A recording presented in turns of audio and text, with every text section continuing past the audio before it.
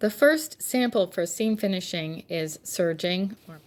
The important thing about serging, especially when you're dealing with a flat-lined garment, is that the seam is stitched and pressed open before the serging happens.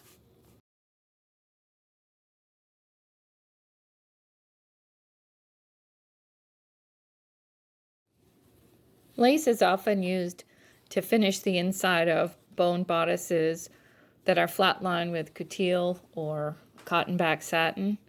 Again, the seam is stitched first, then pressed open, and the lace is laid about 1/4 of an inch to 1/8 of an inch from the seam.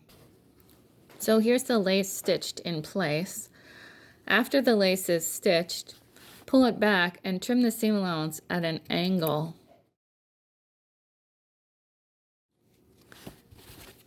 Grade it if you can.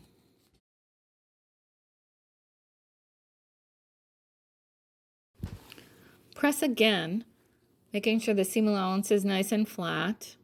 Clip if you have to, and then cross stitch, bringing the thread up close to the original stitching line, and then catching just the edge of the lace.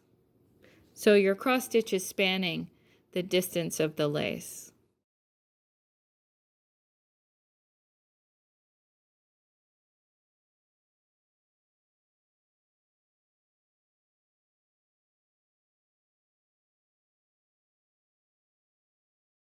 A Hong Kong finish is used often on the inside of a lightweight tailored jacket to finish the seam allowances. So this sample is cut in wool, and we're using a lining for the Hong Kong.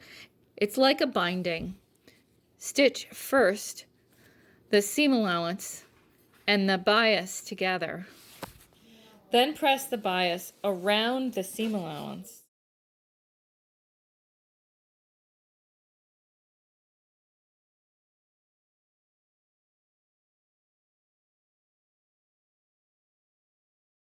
So here it is, stitched in place. Then just trim away the extra bias. This leaves a raw edge here and a finished edge here. Another way to finish a seam allowance that frays quite a bit would be to wrap it in net. This is just a lightweight net that is pressed in half. I'm going to trim it down to about 3/8 of an inch. And then wrap it around the cut edge of my fabric and stitch.